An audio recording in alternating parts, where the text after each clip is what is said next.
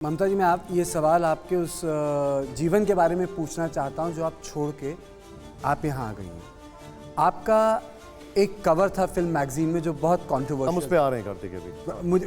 मुझे लगा निशांत बोलेंगे, लेकिन मैं चाहता हूं कि आप इस सवाल का जवाब दें।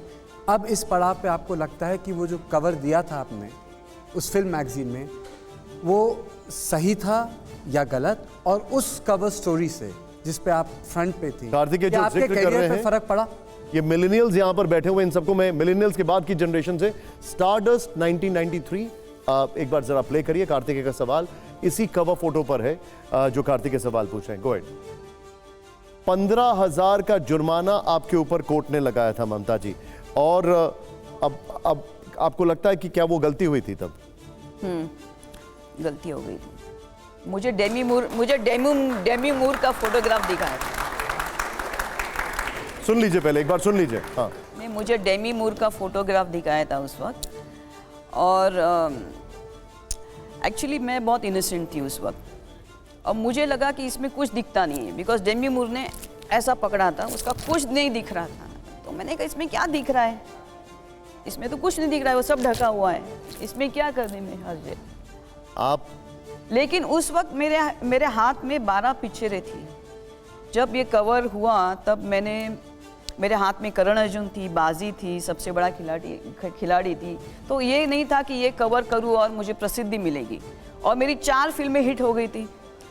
आशिक आवारा सैफ अली खान के साथ मेरी पिक्चर हिट हो गई थी। वक्त हमारा, भूकंप, तिरंगा, ये सब पिक्चरें मेरी चली थी। आप अब 12 पिक्चरें मेरे हाथ में होने के बाद ये कवर आ गया था। ममता जी, आप देवी थी, चंडी आपको रास्ता दिखा रही थी। उस वक्त नहीं मालूम था। नहीं, लेकिन आपने बताया कि अभी आपने कहा कि बचपन में आपको एहसास हो गया था ना कि आपको एहसास हो गया था अवतार और बुद्ध होने वाले बाद में ना उनके भी महल में सब लड़कियां। लेकिन आपने कहा कि आपको पहले ही एहसास हो गया सब शराब और आपका सब आयोजन उनके पिताजी ने किया था, राजा ने, कि वो बाहर नहीं जाए, उनको पूरा अय्याशी उनको महल में दी थी। तो ऐसा ही होता है। नहीं, लेकिन ऐसे ही आपको बेला फुसला के डेमी मूर का फोटो आपको शूट करवा देगा? नहीं। तो एक देखिए, इसी को तो इनोसेंस कहते हैं, इसको तो इनोसेंस कहते हैं ना। शायद भूल चूक हो गई होगी।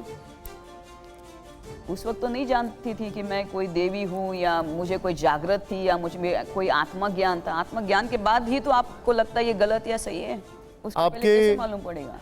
आपके इंस्टाग्राम के हैंडल से एक पोस्ट हुई, उसमें दावा किया कि आप एक कैप में थी और अचानक एक कैफे में थी, और अचानक एक सफ़ेद रोशनी आपके मस्तक को छूती दिखाई देती है। अभी हमने वो देखी। एक बार दर्शकों को वो तस्वीर दिखाइए ज़रा। वो एक फ्लेयर जैसा दिखाई दे रहा है फोरहेड पर। ये है वो तस्वीर। ये क्या है ममता जी? नहीं, एक्चुअली मैं अभी कॉफ़ी शॉप में मुझे अभी मैं क्या बोलूँ आपको। देखिए, 2 समाधियाँ होती है, बीजा और निर्बीजा समाधि। 2 अवस्थाएं होती है समाधि की। दोनों ही कठिन अवस्थाएं होती है ध्यान की। और मैं निर्बीजा समाधि की अवस्था में हूँ।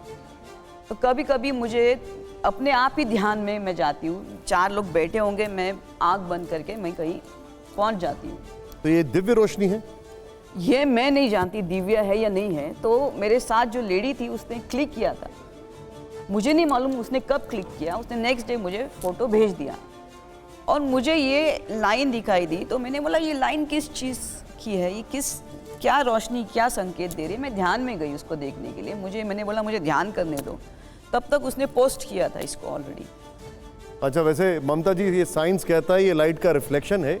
ऐसे यहाँ पर जितने सारे लोग बैठे हैं, और खासकर मेरे जैसे लोग जिन्होंने ऐनक लगाई है, उनके पास ये दिव्य साइंस का रिफ्लेक्शन अक्सर आ सकता है। इसको कैमरा फ्लेयर से भी आप देख सकते हैं। इसको दिव्य कैसे कह सकते हैं? मुझे वही बोल रही है कि वो ये कोई फोटोशॉप नहीं है, कुछ नहीं है। बिल्कुल फोटोशॉप नहीं है। ये आप फोटो खींचेंगे अपने आप, कैमरा फ्लेयर में आ जाएगा, साइंस लाइट का रिफ्लेक्शन में आ जाएगा। यहाँ पर भी अभी आप ध्यान से देंगे आ जाएगा। तो ऐसी कोई लाइट्स वहाँ पे नहीं थी ना। आप करके दिखाओ मुझे एक फोटो ऐसा। तो आप ये कह रही है दिव्य रोशनी? If you ask me, it is. तो आप ये कह रही हैं कि ये दिव्य रोशनी है? अच्छा, ठीक है। आप ये भी कह रही हैं, कहती हैं कि आपको आने वाली घटनाओं का आभास हो जाता है। क्या ये भी बात सही है? नहीं, मैंने कहीं नहीं बोला ये। आपने कहा कुंभ में कि जो घटनाएं हुई उनका आभास आपको पहले हो गया था। नहीं, मैंने ऐसा किधर भी नहीं कहा। आपको नाराज कर दिया गया था, आपको स्नान नहीं करने दिया था, इसलिए वो घटनाएं हो गई, आपने वो ऐसा तो कहा सही था। बात है। देखिए अभी मैं आपको एक चीज़ कहना चाहती हूँ कि जब आप 12 साल मैंने संकल्प लिया था ब्रह्मचर्य का और कठोर साधना का, और मुझे बॉम्बे में बॉलीवुड की इंडस्ट्री में अगर मैं बॉम्बे में बैठती तो मुझे मेरे से एक दिन भी तप का नहीं हो सकता था। इसलिए 12 साल मेरा तप दुबई के एक अपार्टमेंट में हुआ। और मैंने जब ये तप किया 12 साल,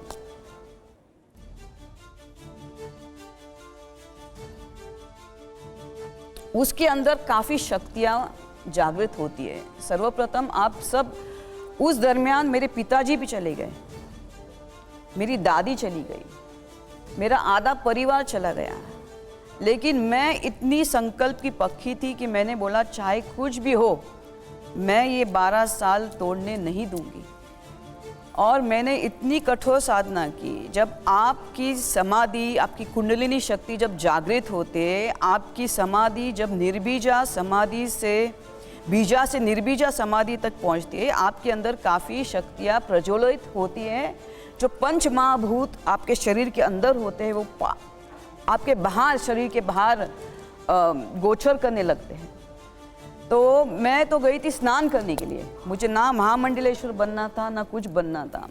कुछ स्थितियाँ हो गई, महामंडलेश्वर मैंने अनाउंस कर दिया, फिर वहाँ पे हड़कम हो गया सब में कि इसको क्यों बनाया, क्यों बनाया, क्यों बनाया, क्यों बनाया, क्यों बनाया, क्यों बनाया।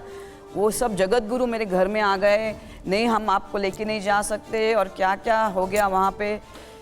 और मुझे बहुत रोना आ गया। 12 बजे सब लोग गए स्नान करने के लिए वहाँ पे, और सब निकल गए, सबके रथ निकल गए, सब निकल गए। मैंने दरवाज़ा बंद कर दिया, मैं ध्यान में बैठ गई। और उसके पहले मैंने बोला ये क्यों ऐसा हो गया मेरे साथ, और मेरे से कुछ निकला उसके पहले। मैंने कहा ये सही नहीं हो रहा है। मैंने कहा मैं तो स्नान करने आई, मुझे मेरा स्नान करना है, और नहीं हुआ मेरा साथ। तो आप नाराज हुई? मैं ध्यान में गई और उसके पहले मेरे से कुछ शब्द निकला था वहाँ आप पे। नाराज हुई, आप रुष्ट हुई, उसके बाद वो घटना हो गई? नहीं, मेरे रूम में जो 4 लोग आए थे, मैंने कहा मैं महाकाली हूँ, मैंने कहा मैं महाकाली हूँ और मैंने प्रलय देखा है। बस इतनी वाणी मैंने की। मैंने कहा आप जाओ। मैंने दरवाज़ा बंद किया। मैं पूरी रात सुबह 1 से 4 बजे तक मैं ध्यान में थी, समाधि में थी, और मुझे 4 बजे फ़ोन आता है उसी आदमी के, उनके, कि आप महाकाली हो स्वयं, हमको क्षमा कर दो। मैंने कहा क्या हो गया? मैंने कहा नहीं, ये इधर सब लाशें बिछाया ये हो गई है और हमारा स्नान रद्द हो गया है, हम सब वापस आ रहे हैं। और ये लोग 7-8 किलोमीटर चल के आ गए वापस। और मैं कसम से मैं बहुत परेशान थी। मैंने 25 साल तप किया, मुझे स्नान से कैसे आप रख सकते हो बाहर? मुझे माफ़ कीजिएगा, मैं आज भी क्रोधित हूँ उस चीज़ के ऊपर। मैं स्नान करने के लिए आई थी, मुझे ये सब ये नहीं था। फिर वहाँ से स्नान 7 किलोमीटर ये लोग चल के मेरे रूम में आके बैठ गए, और सब माफ़ी मांग रहे थे मुझसे। उसमें जूनागढ़ के महामंत्र थे, अपना जगत गुरु थे, और सब आके मेरे रूम में बैठ गए। और मैंने बोला ये आपने क्या कर दिया? मैंने कहा नहीं, बोलते आप महामंडलेश्वर, उन्होंने मुझे आके माफ़ी भी मांगी, और मुझे इतना भी कहा कि मैंने बोला क्यों मुझे आपने रोका? तो बोलते नहीं, आप महामंडलेश्वर हो गए हो, आपका रथ नहीं है, आपका चमर नहीं है, आपको हम अभी दूसरे रथ पर नहीं लेके जा सकते। मतलब यही है ना। मैंने कहा आपने अहंकार के चक्कर में आपने अमृत खो लिया ना। मैंने कहा स्नान, हम जिस स्नान है वो अमृत है ना, तो वो अमृत आप बाजू में रह के आप ये अहंकार में पड़ गए आप लोग कि रथ नहीं और छतरी नहीं, इसलिए मैं नहीं जा सकती। ममता जी, आप कह रही हैं कि आप महाकाली हैं। आप मैंने नहीं कहा कि मैं महाकाली हूँ। मैं ये कह रही हूँ कि जो 15 साल 12 साल सब छोड़ के अगर ध्यान करता है, उसके अंदर वो शक्तियाँ उत्पन्न होती है। इसमें सत्य क्या है? इसमें सत्य ही है सब है। आप कह रही हैं कि आप, मैंने बोला तो नहीं किसी को। ये तो अभी क्या मैं क्या कर सकती हूँ? अगर जिसकी अंश हो वो भड़क गई तो, और उसका स्नान मेरे द्वारा होना था, उसको बात के, शक्ति को बात के, बाकी सब गए, झाड़ू वाले गए। मैंने बोला 5-5:30 बजे मुझे चलो स्नान तो नहीं है, मुझे चाय तो मिलेगी। चाय वाला भी निकल गया स्नान करने के लिए, तो मैं नहीं, वो तो भड़केगी ना। जिसकी अंश हूँ मैं, आप देवी का जिसको मैंने पूजा है, जिसका मुझे साक्षात्कार हुआ है। मैंने अभी किसी को बोल रही थी कि ऋषि वशिष्ठ ने 10,000 वर्ष तक तपस्या की महाकाली की, और वो उन्होंने उनको साक्षात्कार नहीं दिया ऋषि वशिष्ठ को। तो ऋषि वशिष्ठ उनको शाप देने के लिए तैयार थे। अगर आप मेरे ऊपर रुष्ट ना हो तो मैं आपसे अगला सवाल पूछ लूं? नहीं, मुझे समाप्त होने दीजिए, ये खत्म होने दीजिए। तो ऋषि वशिष्ठ उनको शाप देने के लिए विवर्जित हो गए कि मैंने तुम्हारी 10,000 तक तपस्या की, तुम अभी तक आपने मुझे दृष्टांत नहीं दिया, आपको साक्षात्कार नहीं हुआ। तो भगवती ने उनको आवाज से बोला कि मैं सत्व राजस तामस की अधिष्ठात्री हूँ, आपको मुझे तीनों रूप में मुझे आपको लान के मेरी जो तुरीय अवस्था है वहां तक आपको पहुंचना है, तब मैं आपके सामने आऊंगी प्रत्यक्ष स्वरूप में। तो मैं ये कह रही हूँ कि चंडी को प्रसन्न करना इतना सहज नहीं है, उसके लिए घोर तपस्या लगती है।